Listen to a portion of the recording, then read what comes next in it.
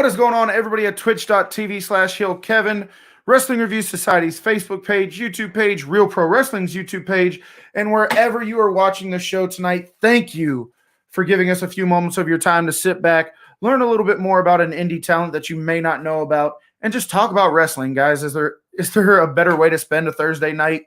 Guys, this will be the new start time for the War Room for the next couple of weeks. One of my kids is in soccer. His games are at 6:30, so that 7 o'clock start time just isn't going to cut it. So for the next couple of weeks, the start time for the War Room will be 8 o'clock. But with that being said, let's go and plug some sponsors and get our guest on here because he's got a great story to tell. And this is probably going to be unlike any other interview I've had, just because he's such an open book and he doesn't really give a shit about your feelings. So it's going to be a great time. But before I bring him on, just want to give a shout out to all of our amazing sponsors, first of which being thecoldestwater.com. Guys, you can see them up here on the display shelf. Thecoldestwater.com makes some of the best water bottles I've ever had in my entire life. I have them, my mom has them, my wife has them, and now with their new release of Pet Bowl lines, even my dog has them. So if you want to get your hands on any of their amazing products like their water bottles, pet bowls, coffee, t-shirts, whatever you want, make sure you go to thecoldestwater.com and use promo code WRESTLING to save 10% at checkout. I know the sign right there says Russo. That's for another podcast.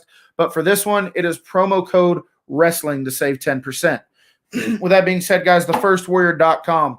Firstwarrior.com is a patriotic clothing company. They have hats and t-shirts available, and they're working each and every day to make new garments like shorts and sweatpants. If you want to get your hands on their products, make sure you go to thefirstwarrior.com. First is spelled with a 1, not an I. And use promo code WRS to save 10% at checkout. So you're going to use promo code WRESTLING at the Coldest Water. You're going to use promo code WRS at the First Warrior, and you're going to save money all the way around. Guys, also A-Rock Designs for all the great cups she makes us and all those cool wrestling cups you see floating around in the Facebook pages and Instagram pages and all that other good stuff. Make sure you go to A-Rock Designs on Facebook or arockdesigns.com and place your orders today. Last and final sponsor, guys, storefrontier.com/Wrestling Review Society for all of our amazing merch. All of these links will be available in the description. So just hit that description. All the links and promo codes will be available. With that being said, I don't want to waste any more time.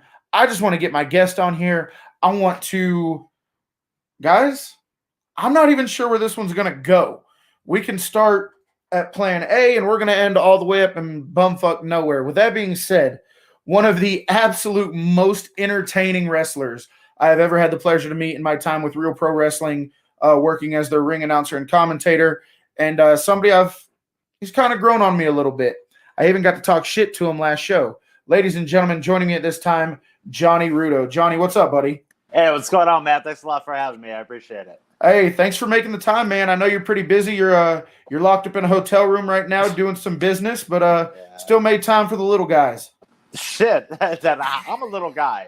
And if you get on my level, then you backtrack and you practicing. I don't get that. No, man. I knew when I entered. So I actually said this to you in the ring and got a little laugh out of you. The last Real Pro. Well, the first time I saw you at Real Pro, I knew I wanted to have you on the show. I knew I wanted to introduce you to my viewers and stuff like that because I knew they were just going to take to you and the type of personality you have. But you had came to the ring, and as I'm introducing the next person, I kind of sideways tell you, you got the best looking ring gear out of anybody I've seen.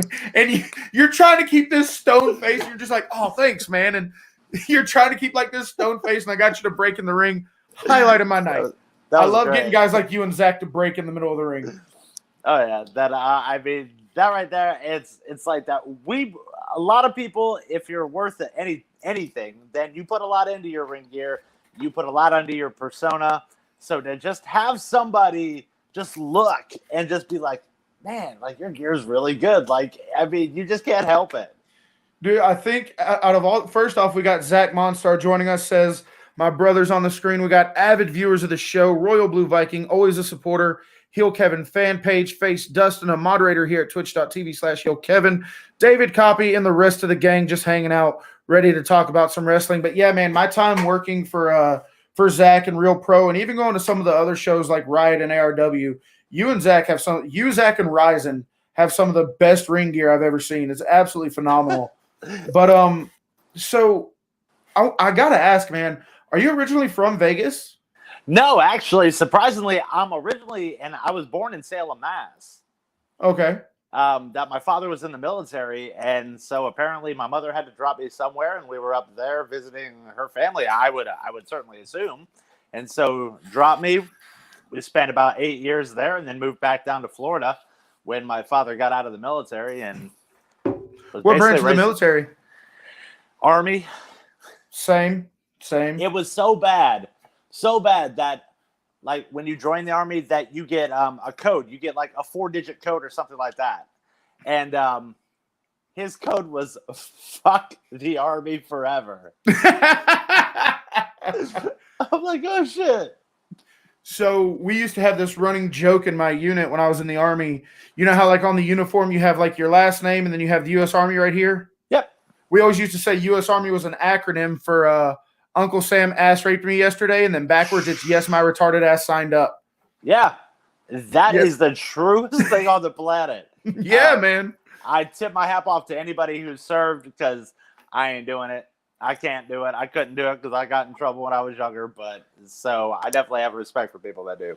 So, well, first off, thank you for that. But growing up an Army brat, growing up a military brat, I imagine you moved around a lot. Where's some of the more give me the pros and cons of the places you've been, the places you've enjoyed, and the places that you just couldn't wait to get out of. The military base that was in Massachusetts was really, really cool. That was cool. And that they let my father and the family live off base. Mm-hmm. Then we came back down to Florida. We got established. I actually was really fortunate. I didn't have to move around a heck of a whole lot. I got to go to Georgia to Hey, that's where this place over guy is. there. And that's a different way of life, man. And it's like It's a lot slower of a pace. it really truly is. Like, I don't know what the hell's going on there, and I don't know what they're putting in the water, but I do know that when you cross that Florida-Georgia line, it's like time staying still. Yeah. Dude, every time I come down for Real Pro Wrestling or anything, as soon as we cross that line, when we see the sign that says "Welcome to Florida," it's like we could be in Georgia and there not be another car on the road. The second you cross into Florida, it's bumper to bumper, stopped in the middle of the highway traffic. Real quick, we got a comment coming in from the comment section. My buddy Raul always watching the show, always a big supporter. Says, "Good afternoon, Kevin and Johnny. Johnny, best of luck to you in the wrestling business." Thank you, sir. Thank you. That's my kind of you. And so, yeah, man, I love being in Georgia. It truly is a much slower pace of living. Oh, yeah. I moved around a lot in the military, and I always knew this is where I wanted to come back to. But growing up, moving around everywhere. We're going to get to that in just a second. But when did you discover pro wrestling? And so there's a difference from discovering pro wrestling and actually committing to wanting to be a pro wrestler. So when did you discover it? When did it start to grow on you? And when did you decide this is what I'm doing? Because I don't want to earn a decent living. When we were down in Sarasota when I was about 3 on vacation, my dad was really big into, hey, I want to do things with the kid. I want to try to be a father. Kudos to him. And he took me to Robards, and I got to see my first match. I saw the whole event, the main event. I still remember that the main event was Stan Hansen and Lex Luger in a steel cage. It was the hell of a first match.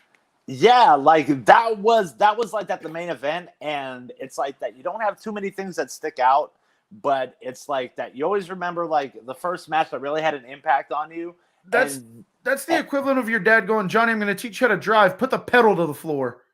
That's pretty much what he did, only I learned how to drive a stick shift. So after dropping 2 clutches, well, then I finally got it. And like after that, it was like everybody fed into it. Like that, they fed into it hook, line, and sinker. Everybody on my dad's side, because like that, my dad came from a real like traditional Italian family.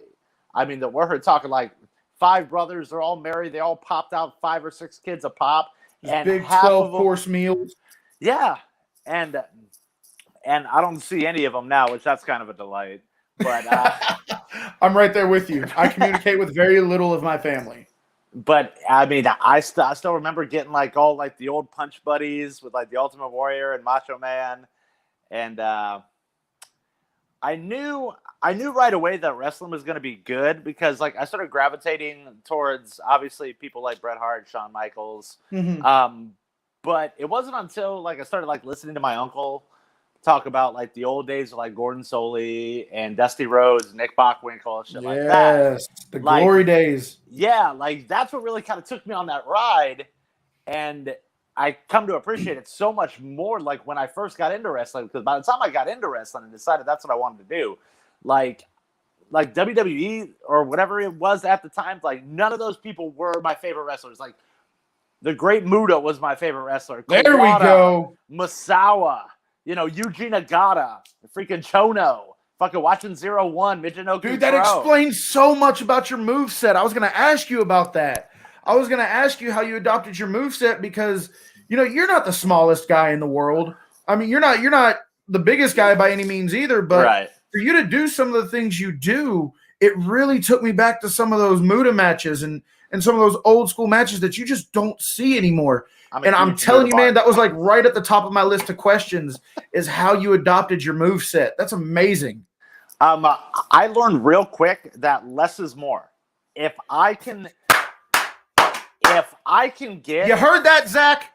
You don't have to do 30 baby cutters and 90 super kicks in one match, Zach.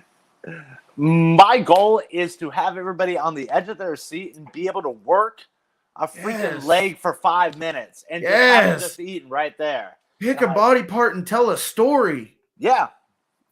I have done just about it all as far as gimmicks go. That man said I feel attacked. Hell no. I remember seeing a young Zack Monstar.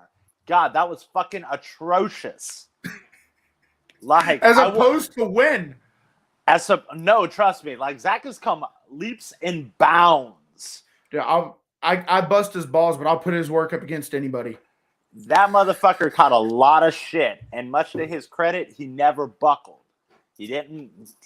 Everybody from day one has said, "Why are you working like a little guy?" That's like, because I want to, and he stuck to it. And I tip my cap off to anybody who doesn't let like the quote unquote like the veterans, or as I like to call them, that's the real pissed off fucks who've never done anything, and they just want to tear people down because they hate their fucking life. You're not holding back, are you, Johnny? Fuck no. No, man. I mean, freaking, I love Zack to death because of his, just moving forward. And he was actually the one who talked me into changing my gimmick, like the first go around, because I did Deacon Star for years, and I was just that real sneaky, like whiny, fast talker, but always managed to get the win type of guy. And Zack's like, let's do something a little bit more dark. I'm like, all right, so what you got? He goes, let's do Madhouse. And so that was that. I mean, that's always been Zack's thing. So he called up a friend of his, and they came to the show, and they were doing like prosthetic makeup on me, like zombie and freaking like bite marks and all that other shit. And I had the best time. So I want to rewind just a little bit, and then we'll move on with what you just said. But, you talk about how Zack got a lot of flack for being, Zack's just as tall as I am. We both stand 6'5", and he works like a cruiserweight. He really does. Baby cutters, enziguri, stuff like that. and I just brought up your moveset. Did you ever receive any blowback or any negative criticism because of the way you choose to work? I never got criticized for the way I worked. I always got criticized for where I chose to work. There for a good 5 years, I was known as the king of the shit shows. Which, I'm sorry, but if a shit show is drawing more than the non-shit shows, well, somebody will really have to point out which one's the shit show then. Just my opinion. But, yeah, because I was like the world champion of like 4 promotions at once for NEW, Florida Pro. Yeah, you've held some titles. Yeah, like freaking driving 6 hours in one day, going 3.5 over to Port St. Lucie for CWE when I was the tag team champions with Preston, and driving back and not getting home till 5 a.m. because we all just run amok. And so let me ask you about that, because it's an experience that not a lot of people get to feel. Sure. And the wrestling haters and those kind of people are like, oh, it's all fake anyway. Da, da, da. First off, wrestling ain't fake. People are fake. Wrestling is real. I think everybody watching this show could agree. It might be scripted, it might be predetermined, but you tell somebody who's had 4 back surgeries that wrestling is fake. Anyway, I'll get off my high horse. When you're working for a company and you're putting in the hours, you're putting the miles on your car, you're busting your ass, working for little to no money. Sometimes a hot dog and a handshake is all you get, and then the promoter or the owner comes up to you and goes, "We're putting the title on you." Now, yeah, the promoter or the booker, the promoter, whoever says, "Yeah, we're putting the title on you," but what they're really saying is, "You're the guy we trust. You're the guy we want to represent our company. You're the guy that's going to lead us." What does that feel like, man, for somebody to pretty much reaffirm everything you think about yourself, for you to finally hit that moment where you're like, okay, people finally see what I see in myself all the time? What's the feeling like when you get your first, heavyweight title? It's truly surreal. And for anybody to say that they won a title and they just looked at it as whatever, that they're full of shit. They're all full of shit. You can't help but feel like you're doing something right. You may not be making all the right moves, but you're not making all the wrong ones either.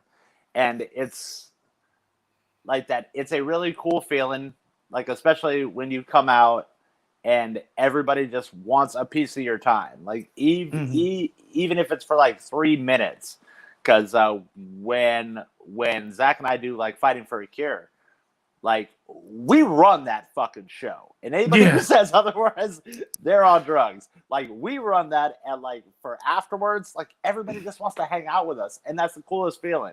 It is, like, everybody wants to be the best. Or they at least want people to say, that dude can work. He can make so-and-so look amazing. Like, that's what it's about. But it's cool. I went to this last Riot Pro show, and a lot of my viewers are very familiar with that show. I'm sure you've seen at the end of the night, me and JD might have had a little heat between each other. But anyway, getting back to my original question, I've watched you wrestle about 3 times before that, and I always knew you were one of the guys, like one of the top guys in the locker room. You knew what you were doing. Your head was on straight. But I got to tell you, and I was telling this to Zack too, that Riot show, brutal. Really, really, yeah, it was. And you got dropped on your head, but it really showed me the ring general side of you, able to command a ring, make sure everybody stayed safe. And I respect the shit out of that, because I specifically remember sitting there watching the match, and there was a move that was about to be absolutely horrible for everybody involved.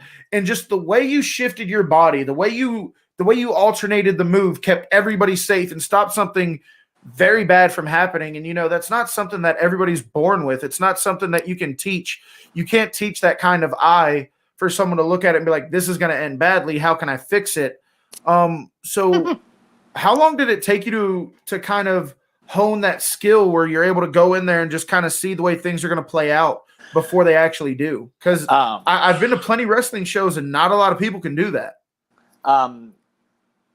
For anybody who watched that Riot match, I apologize. And for those should have kicked him in the doodle. That's the true story. It was literally like I had worked with Ramos before. I had worked with Vertigo, very limited interaction. And some people are just heavy-handed, and some people are just like, they get it in their mind that how it is on TV is how it works, and there's so much more to it. And like, it literally becomes second nature after you've been doing it for long enough that you can kind of like assess the situation and see like where things are going to go south or where they could go south. And if you're the one who you want to jump in front of that bullet, more power to you. It's just, I didn't want anything really bad to happen. And yeah, I should have taken the advice of Jethro and JD and just chilled out after that. But it was like, I don't have that gear And that's why, like, I was pissed as shit because I made that match look like shit because I didn't take 2 seconds to think about the match. I cared more about making somebody else look good as opposed to making the match as a whole look good. Yeah, but you can't put that all on yourself either, and you know what I'm getting at. Yeah, I know. There was a funny smell in the air that night, and we all know who was doing it. And that's not on you. No, I know. So cut yourself a little bit of a break. Oh yeah, absolutely. But so when you get to Florida, you know, like you said, your dad got out of the military, and you guys set up camp down in Florida. Where'd you find your first wrestling school or promotion? Where did you go for your first introduction to Florida wrestling? Because Florida wrestling is unlike any, like, in my opinion, you've got Florida wrestling, you've got New Jersey wrestling, and then there's everything else. Very fair. That's a very fair statement. So how did you make your way into the Florida wrestling scene? My first wrestling experience, I got hooked up with a guy who was Buzz Sawyer's brother, Brett Wayne Sawyer. And just like his brother. Absolutely, we acknowledge Con, and it's Andy. Thanks for watching the show.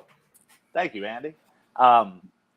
And so he drove me to this place that was called Joe Bob's Sports Bar. And it was in Zephyr Hills, and it's just as podunk as it sounds. And he's just like, all right, so this is going to be your introduction into wrestling. You're going to give me X amount of money, and I'm going to teach you what I know. My brother's Brett Sawyer, you know, and he trained The Undertaker and or Buzz Sawyer, and he trained The Undertaker and all this other stuff. And so I'm like, oh, okay, cool. And like he had me help load in the ring, and then about 10 minutes to showtime, he's like, I don't have a ref. I need you to go to Sports Authority, because back then Sports Authority was open. And he said, go buy a ref shirt. You're reffing tonight. And I'm like, I don't know what the fuck to do. No problem, Andy. Thanks for watching the show. And he's like, it's just like on TV. You're fine, okay? You count 1, 2, 3, you're fine. I said, oh, okay. And I distinctly remember him telling everybody, he's like, hey, this kid doesn't know much. He's green as shit. All right, so kind of take it easy on there. First match, I fucked up. The very first match. What'd you do? I counted a 3 that wasn't supposed to be a 3. And the dude was pissed. Like the dude, he was one of the York brothers. I think it was Donnie York. And he's like, you motherfucker, you knew the fucking finish. I said, you didn't kick out. What the fuck you want me to do? It doesn't work like that. The very first win I ever got in an independent scene happened that exact same way. I did just a basic ass leg drop, and the guy was supposed to kick out, and he didn't. So I got my first win because some guy just forgot to kick out. Yeah, I mean, at that show, I got my ass beat every fucking match. I took a chair shot the hard way to the forehead. Ooh. Yeah. And, yeah, it was definitely something that will always stick right in my head. That's for sure. A viewer of the show, Aaron English, says, been impressed with Johnny's wrestling since seeing him for the first time at the Black Friday weekend show and Zack hosted at the Harley dealership by my house. Oh, okay. Thanks. My man. Seth Rollins versus Brock Lesnar versus Adam Cole ladder match for the... Okay. Guys, I understand everybody here's wrestling fans. We have other shows where we talk about, the current state of wrestling. This is more about Johnny and getting his story out. So thank you for watching the show. I truly do appreciate it. So yeah, just sit back and learn something about a new wrestler that you may not have known. But anyway, so how long were you reffing before you debuted? I refereed 2 times, and that went south real quick. So I got hooked up with Mondo and Ray Ayala, who used to do some stuff for WCW. And they had their little ordeal because they were all Malenko boys. So that's kind of where my basis came from. And so between that, I started going to a secondary place, to kind of become well-rounded over at Bill Lindsay, who is Roderick Strong's dad, for those of you who don't know. Mhm. And that was before the great blow up, back when Roderick still had a mask on. And it was wild. Like, it was really like two different worlds, because one was real technical heavy, and they had like a checklist, like a whole checklist, and it had freaking tiger suplex, dragon suplex. I'm like really? You guys? He goes, yeah. And it doesn't count unless you can do and take. And I'm like, well, fuck me. And these are big boys. These are like 350-pound plus boys, and I'm doing like sunset flips over them. So let me ask you this, because anytime I hear that somebody was a referee before they actually debuted, I always like to get this question out.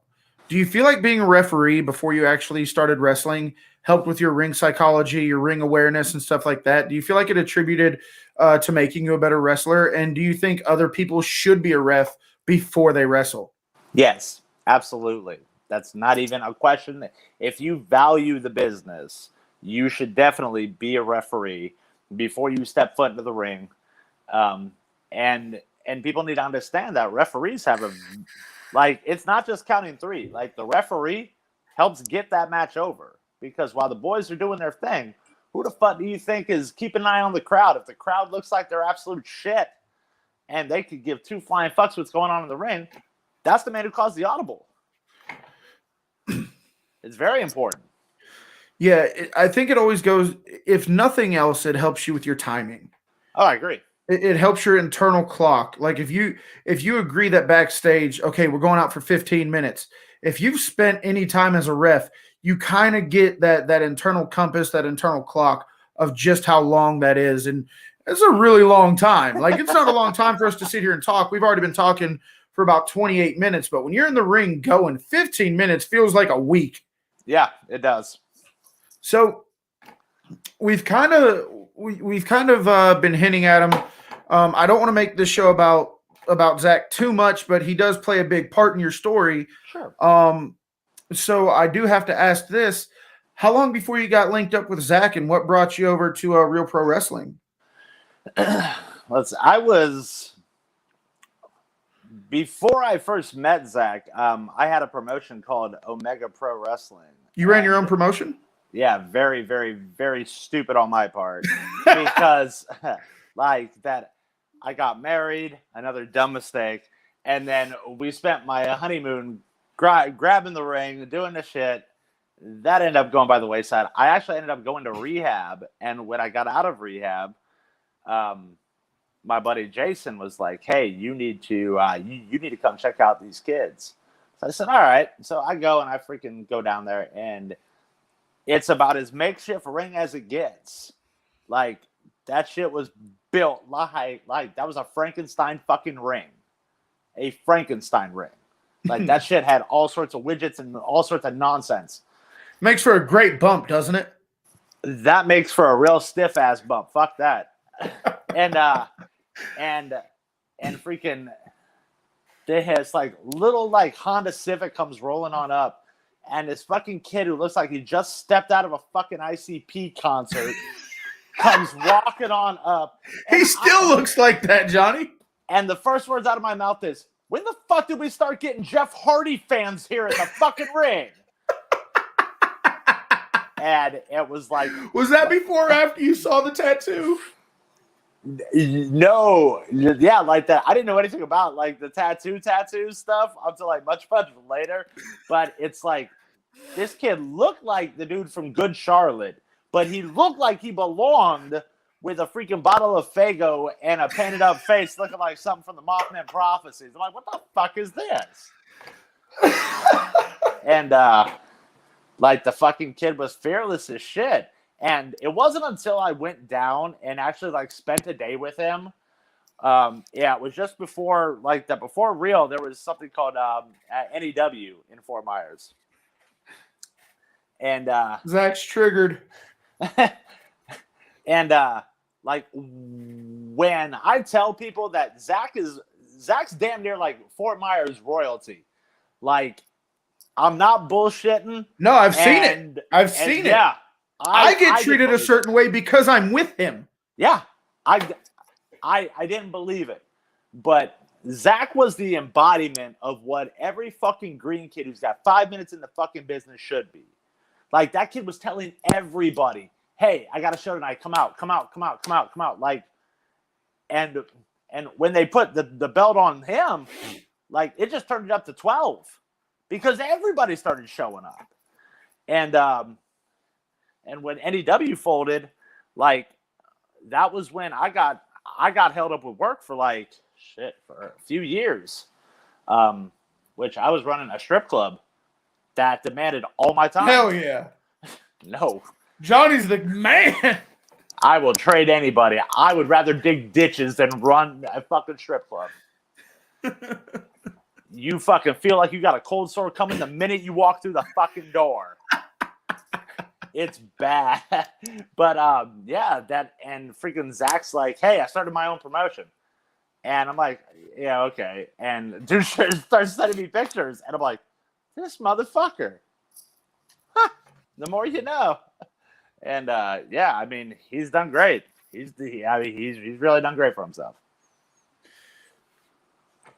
Dominic, we were sitting down talking to Johny Ruddo, an independent wrestler from Florida, who has been absolutely ripping through the promotions. And like I said in the beginning, take a second look at his picture because I thought the guy had a freaking picture of Anthony Bourdain.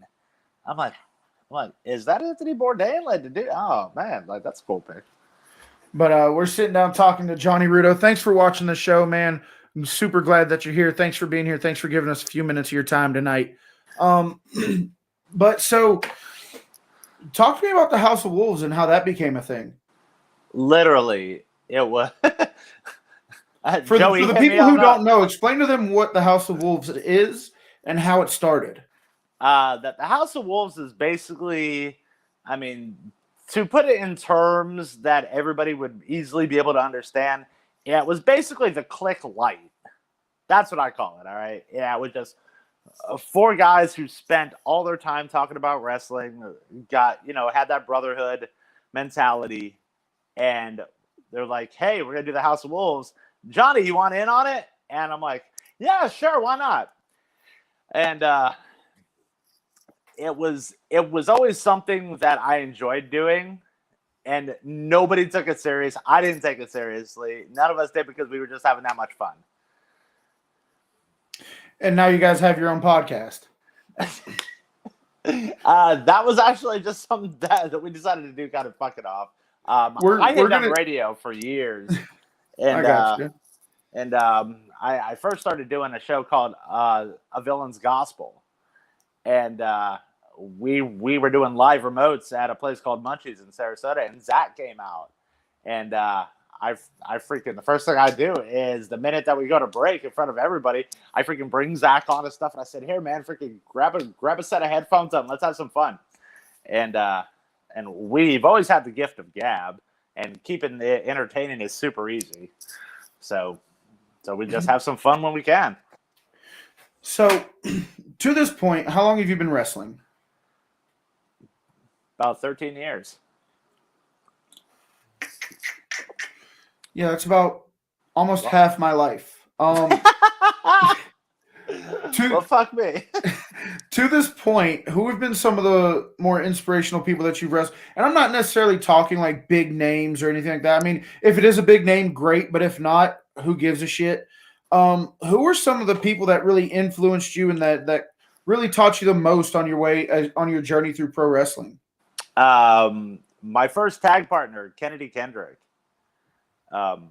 He was a product of Lance Storm.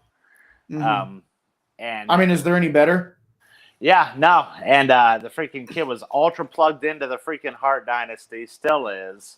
And we would just take these trips up and down. Aaron English says I would have loved the radio shows. Yeah, it's true. You would have. But Kendrick really taught me like that the importance of pacing and making everything be the most impactful thing possible. He was definitely one when we were doing a touch of class up in Kentucky with me, Kendrick, and Danny Basham. That was a lot of fun. Like, I learned a lot from Basham. That was just just a person who loved the business. Like, he got me all my bookings up there. A few people down here, freaking Hound Dog's always fun to work with.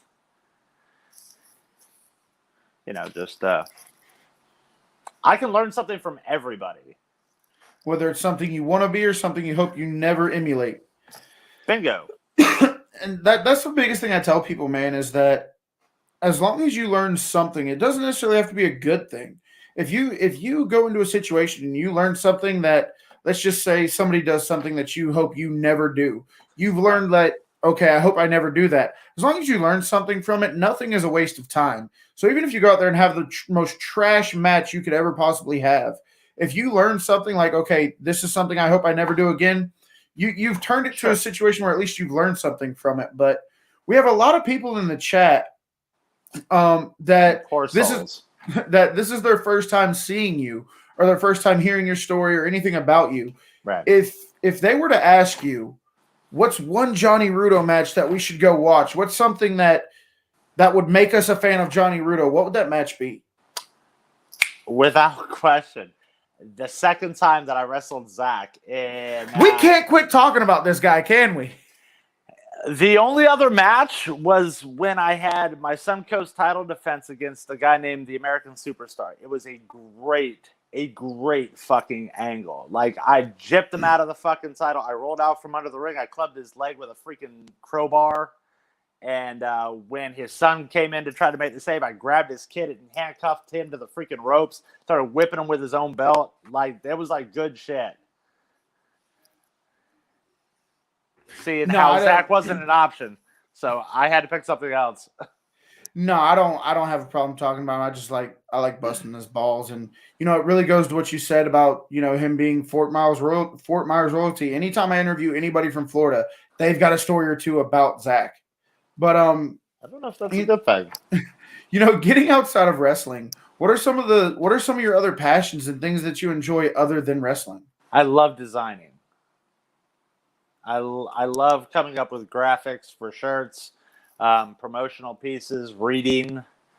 I got hella fucking bored when I was doing the strip club thing, and all these people were trying to do all this Photoshop stuff, and I was trying to plan events, and nobody could do anything that I wanted done. So finally somebody said, here's Photoshop. You learn it.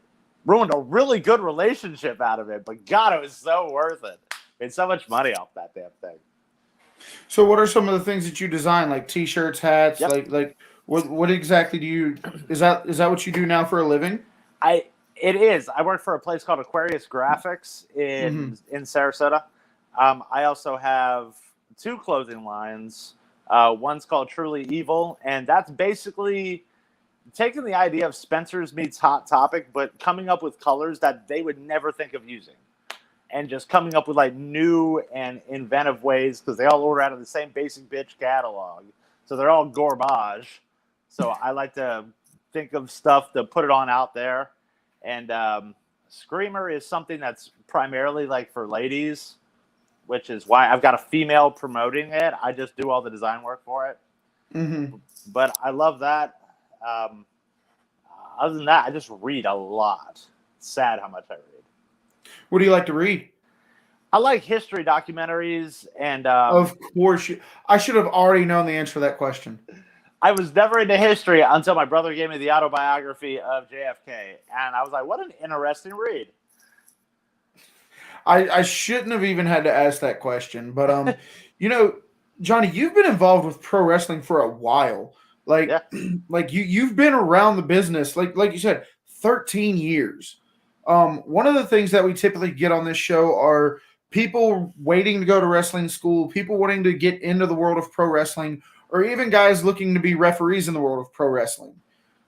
What's some advice you would give a young aspiring pro wrestler who's looking to break into the business? Shut the fuck up and listen. If they're good, then they're going to be able to teach you in a way that just makes sense, and you'll be able to understand it. You'll be able to grasp it, and you'll be able to apply that knowledge to other things. Pay your dues. Shut the fuck up. Pay your dues. Do your thing. Help flyer. If you're working for promotions that don't have promotional material for you to hand out, then that's going to show you the level that everybody's got one of these. Yeah. Like, it's not that hard to promote on social media, but we have a comment. It's garbage. You kind of have to have it, though, in the world that we live in now. Like, you kind of have to have social media, especially in pro wrestling. But we'll get into that in just a second. We have a comment coming in from somebody that we both know and both know and love. I guess we could say that. But it says my favorite match was Johny versus Draven Frost double force choke. That's awesome. Care to enlighten us on this match? We got so fucking pissed because we all tried to turn heel at the same time, and it just wasn't working. So Jordan was like, well, I'm gonna have you two wrestle, and Joey and I have wrestled so freaking much. Like, I package pile driver his wife, who's not trained, knows nothing, but just like, yeah, sure, whatever. And so we did every hokey spot you can possibly think of. Like, Joey hit me with the kick stunner thing. He came in for the clothesline. I hooked him for the rock bottom. And that we're just like, all right, so for the finish, we're just going to grab each other by the throat. And then we're going to do like the force choke slam. And we're like halfway across the ring from each other. And we just up and down. And freaking Jason's on the outside like, I don't even know what to do with this. Like, I've got nothing. He's sitting there like begging to say, what the fuck is any of this? What are you all doing? So I guess that leads me to this question. You know, you say that you guys had wrestled each other so many times. Oh yeah. Do you feel that it benefits or harms the worker by working the same person over and over and over? It depends. If the person they're working is shit, then obviously it's going to hinder them. I don't look at it like that. I look at it as like I've gotten to work somebody who I'm extremely close with. I haven't gotten to work with the other one, the one who we're not going to talk about anymore. I have only gotten to work with him twice out of all 13 years, and that was good times. And it means a lot when you can go in there and really do what the business was designed to do, and that's suspend disbelief. And really go in there and give it your all with somebody you know has got your back. No, they're going to protect you, and they're not going to let anything happen to you, and vice versa. Like, that's when wrestling is its true, most magical moments, when you can just do that sort of thing. No, I definitely I think there's, like you said, I think there's both sides to it. I always kind of thought that it would hinder somebody because you're not getting, more reps. You're facing the same person instead of getting out there and trying your luck with other people. But like you said, when you're wrestling somebody that you trust, when you're wrestling somebody that you know has your back, it kind of gives you that ability to try new things, and almost like almost like a training session, because you're trying things that you wouldn't normally try. Is that fair to say? Oh yeah, that's absolutely fair to say. I mean, that anybody who's a part of the wrestling business got it because they went to a match. They saw a match, and everybody started out like that the same exact way. They're like, I love that. I want to be a part of wrestling. And they would go out with their friends when they're young, growing up, and they're just beating the holy shit out of each other in the side yard, in the backyard, and stuff like that. And then eventually, like, it progresses. And when you're able to have that level of relax, like, it's like freaking like magic happens. Like, you can do cool stuff, and you can take these people on a ride. And that's what I think that they really need right now, especially now more so than ever. Like, people want to break away from reality, and wrestling's a great pathway for that. No, it definitely is. And I just want to take a quick chance to give a huge shout out to our good friend on Twitch known as Wrestling Pops, giving us a raid, bringing us new members, new audience. Pops, thank you so much. Pops is a 40-year wrestling fan, and he's always checking out the guys that are on this show. I know he's watched a couple of your matches, and he just loves supporting independent wrestling. Wrestling Pops is the epitome of what you want a wrestling fan to be. So big thank you to Pops for the raid and bringing in the new viewers. But with that, what's up? I said I like it. With that being said, I want to ask you this question, and I feel like you're going to have a lot of fun with this one, but you kind of hinted at it with your last answer. As a 13-year vet, I mean, you probably know what you're talking about. You probably have a good idea, or at least you think you do. So with that being said, and given your last answer, what do you think is missing, or what do you think is wrong with pro wrestling today? Why do you think pro wrestling isn't hitting today like it did back when we were growing up and we were fans of it and watching the Dusties and the Steamboats and the Flairs and stuff like that? What, in your opinion, as somebody on the inside, what is missing, or what is pro wrestling lacking today? They don't incorporate enough of what worked in the old, back in the old times. And like the wrestling fan has almost become desensitized. Like, I mean, and we hate to keep going to Zack, but we have to. Zack had to get run over by a car for people to give a shit. That's insane. Like, is that where we've come? It's like back in the day, like we got guys like Techno fucking Destructo in the middle of a ring. Yeah, and when everybody goes for the well and everybody tries to bring in, the freaking girlfriend, or they want to try to make some type of reality-based storyline and stuff like that, eventually people are like, I've seen it. But people need to peel back a little bit. They need to really look at what worked back in the days, of even in shit like World Class Championship Wrestling, man, with like Iceman King Parsons and shit like that. Like, you're speaking my language, Johny. Like, we will never see another. We will probably never see like another Fabulous Freebirds. Like the Freebirds, like when you compare the wrestling to then to now, it's very, very different. But the storytelling is they would work a 20-minute Broadway and do nothing. Nothing. I saw Clash of the Champions where the Smothers Brothers beat the Freebirds with a freaking sunset flip, for God's sakes. It was in stereo, and that's what made it cool. And everybody's like, oh, my God. That's one of the things that I personally think is wrong with pro wrestling today is finishers are no longer finishers. And what used to be finishers, like back in the day, DDT shaved years off your life. Now you're taking 7 of them and kicking out at 1. Facts. Like, so many facts. Like, we all know that wrestling is nothing more than a suspension of your belief, but there are just certain things that I can't suspend my belief enough for. And it's like you said, wrestling has gotten so far away from the glory days. But, I'm a believer in we are a victim of whatever generation we became a fan in. So if you became a fan in this generation, this is all you know. Right. But it is funny because, like, the universalities have almost stayed the same. Like, if you notice, like, nobody really does a pile driver. And if they do a package pile driver because that's the safest. Yeah. It's like everybody kind of stays the fuck away from that. And they're like, okay, that one can hurt. So we're going to stay the fuck away from that one. Wrestling Bird says Von Erichs versus Freebirds. God. I mean, the man knows his wrestling.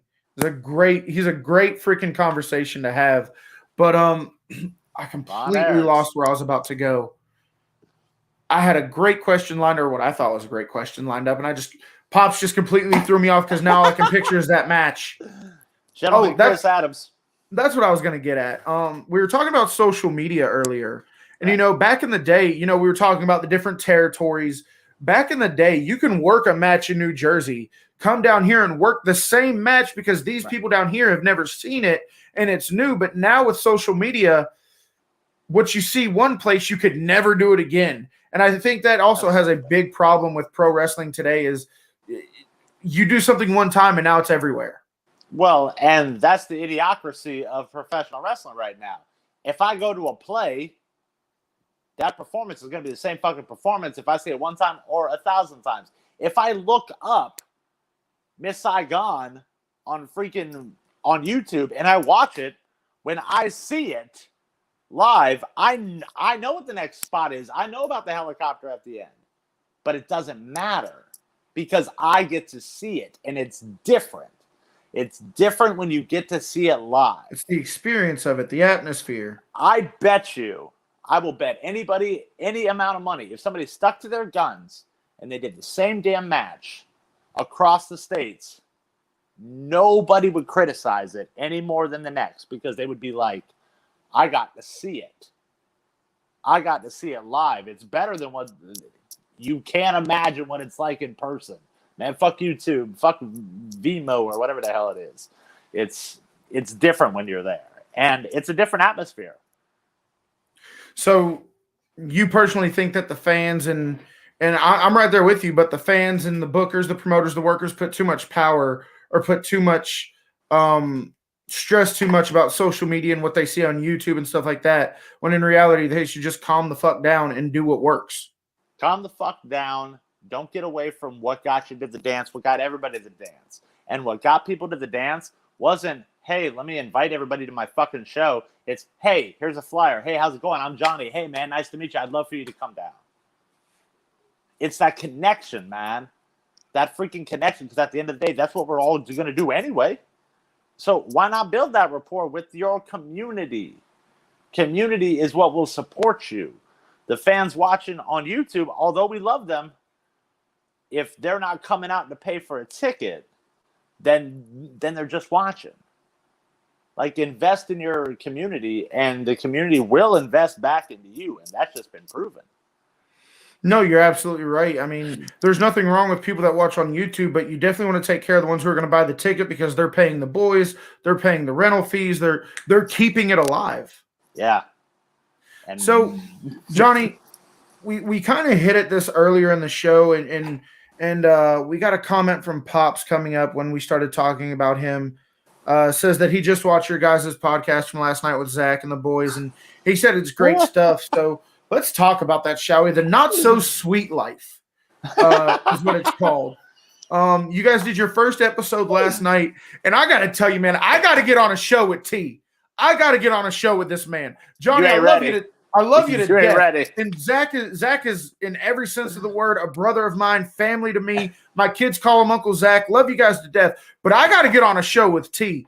Talk to us about how this show started, how you guys came up with the cast.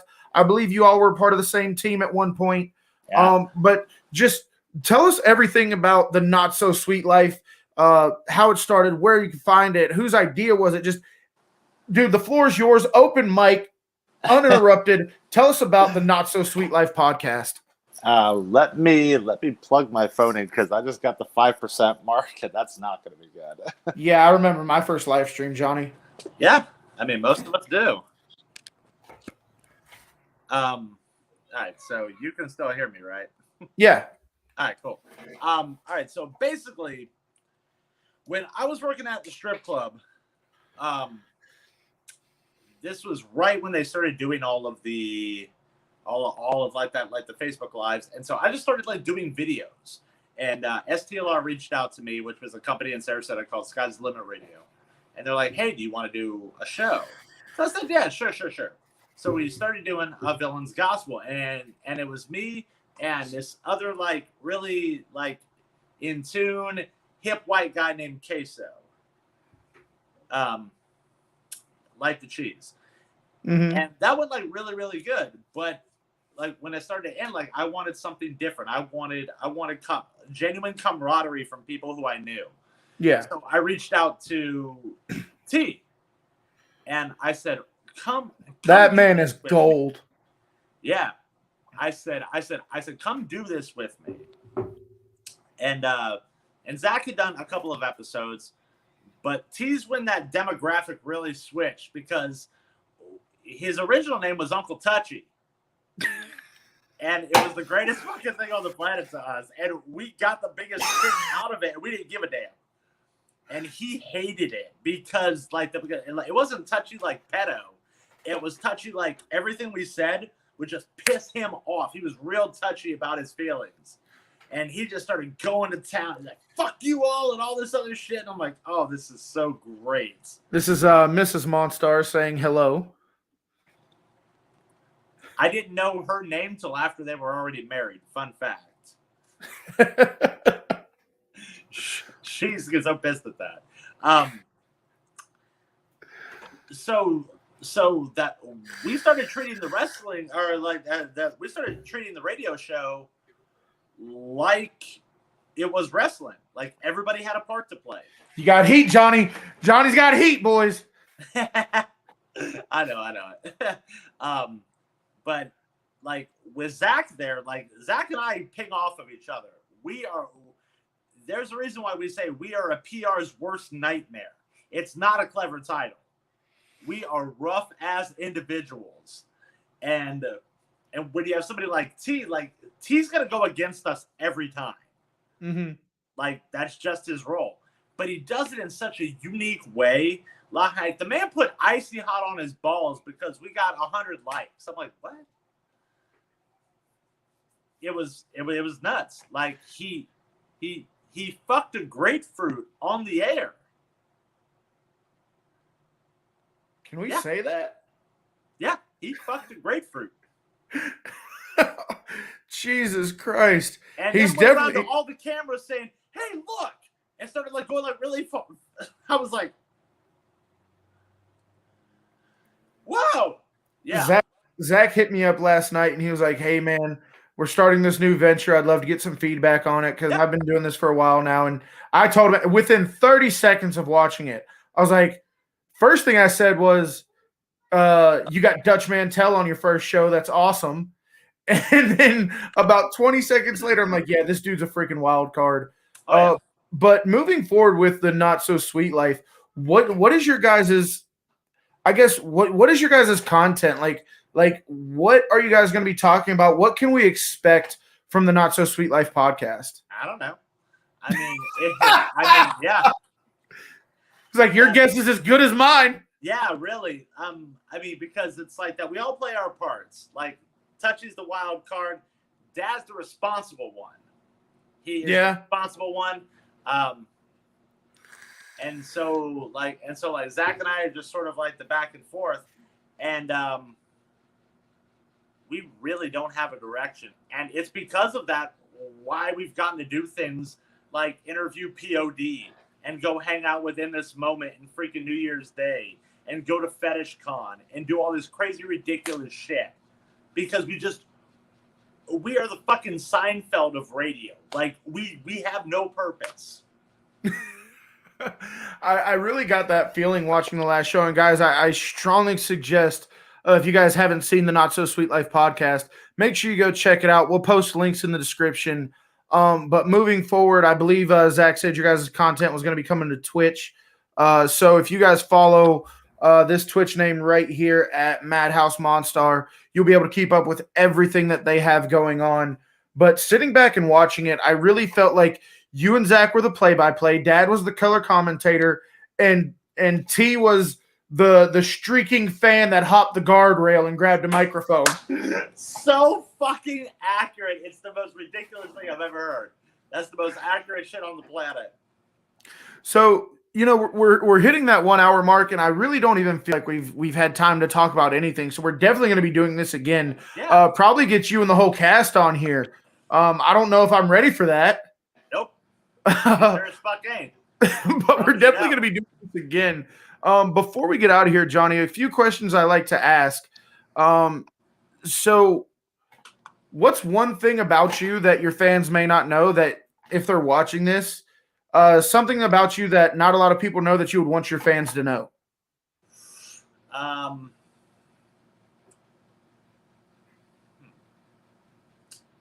I think this is the longest I've ever heard him not talking. Yeah, because it's like, where do you go with that? I mean, you're pretty much an open book. Well, yeah. I mean, I love the wrestling business more than anything, but there's only one thing that I love more than wrestling, and that's teaching my daughter. Teaching my daughter the things that I took for granted that when I was growing up. So I like teaching. Or correction. Well, we will reverse that. I like educating because there's a big difference between being a teacher and being an educator.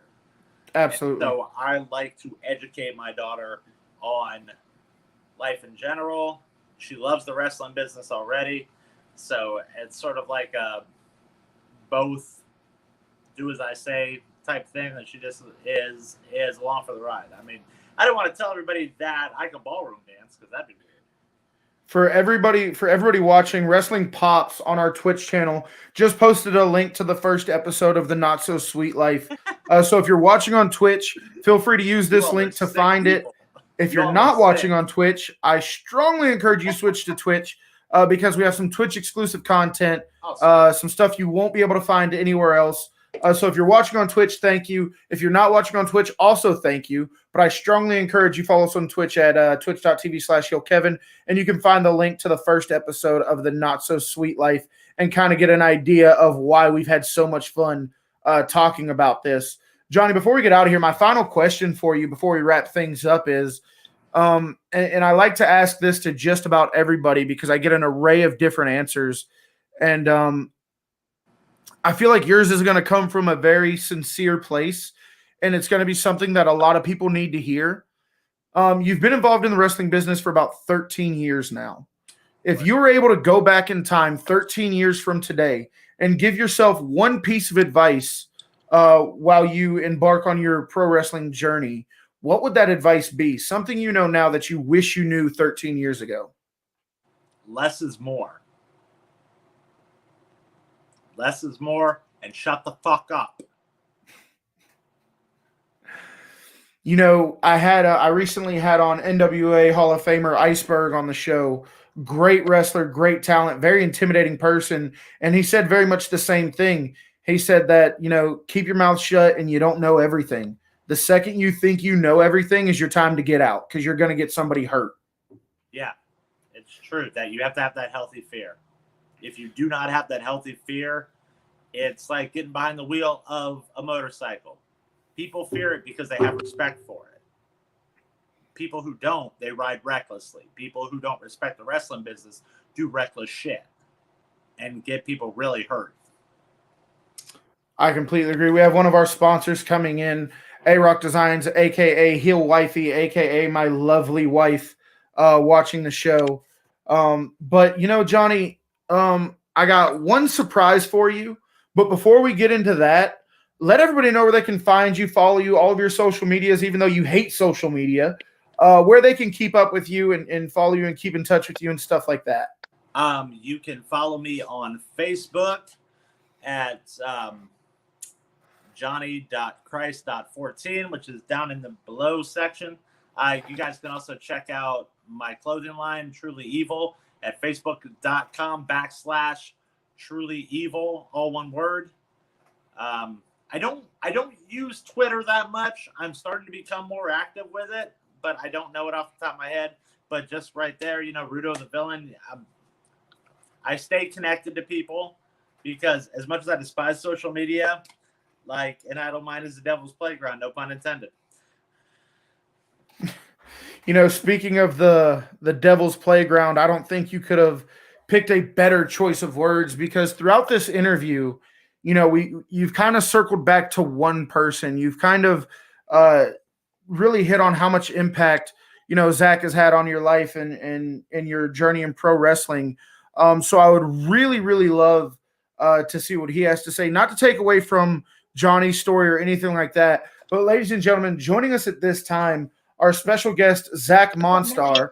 And Zack, my question for you is, what's something that you want people to know about Johnny that hasn't been covered yet? You know, through your experience, through your time of knowing him, what are some things that you would want the people to know about Johnny that we haven't covered? I don't think I have enough time to run down this list. Oh, let me just start off by saying he's unsafe. He's stiff. He deliberately tries to hurt people. No, dude.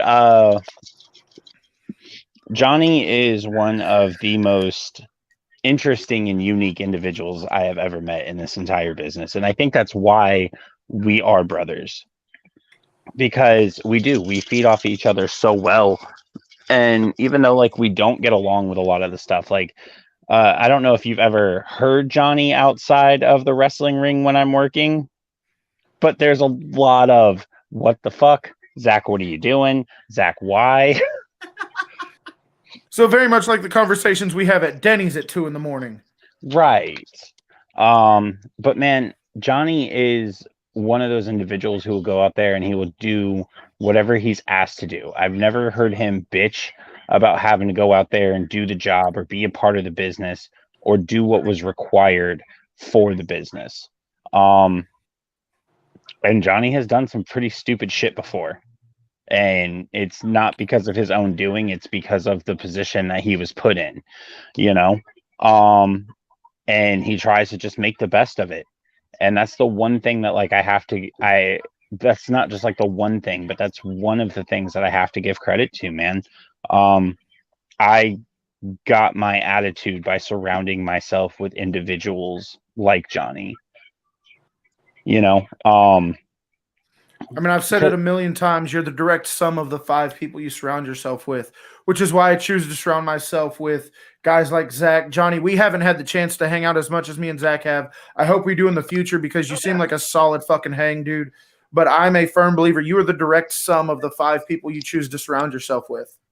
That's some deep shit right there. If and by deep meaning, if people could actually take that in and really truly apply that, like, there's a reason why you don't see crackheads as Fortune 500 CEOs. It's Absolutely. because you are the company you keep. I mean, Jordan Belfort might say different. Shit happens. That's how it is. Well, and that's the thing, man. Like I've never seen Johnny like falter or, you know what I mean, be too proud to admit that like he made a mistake. Like Johnny's the first one to be like, yeah, you know what, I fucked up, but we're moving forward. Like, how do we fix it? You know? And I got that from him, and he's always been one of those hungry individuals that like have pushed me to be better. Whether it be like through critiquing or sarcasm or just general like, hey, this is great with what you're doing. And that's the one, like, that's one of the things that like Johnny always pushes me. You know what I mean? Like, Kevin, you wonder where I get it from? It's from him. Because it's never enough. You know what I mean? And it'll never be enough. I could come at Johnny with an idea that I've been working on for a week straight, and Johnny will tell me flat out, okay, this is good, but how do you make it better? And I'm like, I have no idea. I just figured this out. And he's like, okay, well, think harder. You know what I mean? So I owe a lot of credit to like my ability to think outside of the box of what wrestling is, and just like character wise and development to Johnny, man. So is there a bunch of shit that I can tell you? 110%. But you know, can I tell you how he made me eat that grapefruit that Touchy fucked? Oh God. No way. No Listen, way. Can I tell you how we super kicked a midget? We did do that. That was great. Can I tell you how we had somebody my size go into the studio one day who was talking a bunch of ish, and we had a chop off with them? Super chop party. Yeah, that was exactly what it was. Yeah, that we live broadcasts and us are bad ideas. Can I tell you about the time that we ordered a mystery box off the dark internet, off the dark web, and we ended up eating a spider? Yeah, there's stories. If I don't use the restroom, I'm gonna piss on this hotel floor. Well, we're just about to wrap things up here, guys. I want to thank Johnny for the time that he's given us. I want to thank Zack for jumping on here. We're going to wait for Johnny to come back before we wrap things up, because I feel it's rude if I close the show without the star of the show being here. But Zack, while we're waiting on him, let me ask you this. How do you feel about all the things Johnny had to say about you, and how high of a regard he holds you in? Man, it's nothing that I didn't already know. Me and Johnny, like I said, like there's a reason why throughout 13 years we've been connected. You know what I mean? Mhm. And it's because we have a massive mutual respect for one another. And when it comes down to it, like, man, that's my brother, and I love him to death, and I will go to war for him, with him, and I try to make it so it's never against him, you know. Mhm. But all in all, like, I feel so better. well, now that we're done talking shit about him, It happens. no, man, I appreciate all the kind words, even though, you know, halfway through I decided that I hated it here. All right, let's I not mean, let's not you can't hate it here while I still have this in my possession, Zach. I love the fact that when people talk about the ability to evolve in wrestling, like Zack is one of the first people that I always think of. Him, like Eddie Torres, as much as I dislike some of his personal rants, like these are people who say you're not defined by how you come in. It doesn't matter how you come in. It only matters how you finish. And if you're happy with that, then that's what matters the most. Absolutely. With that being said, guys, this has been this episode of the War Room. We've gone over a little bit, but whenever I get guys like this on here, I mean, we could go for 3-4 hours. I definitely believe that we need to get the entire cast of the Not So Sweet Life on here Yeah, right. and try our luck with that. But it is going to have to wait because by popular demand, returning next week to the War Room, we will be doing Wrestling Review Society Jeopardy, an entire trivia game of all wrestling knowledge. If you want to be a participant on Wrestling Review Society Jeopardy and see just how much you know about wrestling, or in some cases, how much you don't know about wrestling, message me, hit me up, whether it be on Instagram, Facebook, Twitter, Twitch, however you get a hold of me, let me know. I'll pick 3 people at random. I'll get together with some guys like Johnny, Zack, and some other friends. We'll come up with an entire list of questions. We will crown a new Wrestling Review Society Jeopardy champion. That will go down next week live in the War Room. It's going to be a great time. It always is. I always learn new things. The contestants learn new things. And we just have a great time. So that will be live in the War Room next week. Wrestling Review Society Jeopardy. With that being said, from myself, from Zack, from Johnny, from the entire cast of the Not So Sweet Life, make sure you guys check it out. Thank you guys for watching. Thank you for checking out their first episode. And make sure you go follow Madhouse Monstar on Twitch so you can stay up to date with all of their new podcasts and where they're going to drop at. I'm sure there's going to be other platforms, and I'm sure they'll address that on the show. But if you don't know anywhere else to follow it yet, make sure you go to Madhouse Monstar on Twitch and follow it there. That's where you can get all of your up-to-date information on the Not So Sweet Life podcast. Thank you for watching the War Room. Thank you to all of our amazing sponsors at The Coldest Water, First Warrior, A-Rock Designs, and storefrontier.com/Wrestling Review Society for providing all of our great, amazing merch. Make sure you get yours today, like the Heel Kevin Army shirt. And with that being said, guys, we'll see you next week. Thanks for watching. Johnny, it's been an absolute pleasure having you on here. I can't wait to do it again. Zack, thanks for popping on, man. If I could have just a moment of your guys' time when the live feed ends, I'd really appreciate it. And with that being said, guys, we'll see you next week.